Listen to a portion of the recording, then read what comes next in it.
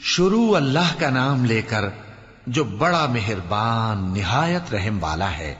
جو لوگ کافر ہیں یعنی اہل کتاب اور مشرک، وہ کفر سے باز رہنے والے نہ تھے یہاں تک کہ ان کے پاس کھلی دلیل آ جائے، یعنی اللہ کا ایک پیغمبر جو پاک اوراق پڑھ کر سناتا ہے جن میں مستحکم آیتیں لکھی ہوئی ہیں، اور اہل کتاب جو فرقوں میں بٹے ہیں تو دلیل واضح کے آنے کے بعد ہی بٹے ہیں، حالانکہ ان کو حکم تو یہی ہوا تھا کہ اللہ کی عبادت کریں، اطاعت کو اسی کے لیے خالص کرتے ہوئے یکسو ہو کر، اور نماز قائم کریں اور زکوٰۃ دیں، اور یہی مضبوط اصولوں والا دین ہے۔ جو لوگ کافر ہیں یعنی اہل کتاب اور مشرک، وہ دوزخ کی آگ میں پڑیں گے اور ہمیشہ اسی میں رہیں گے۔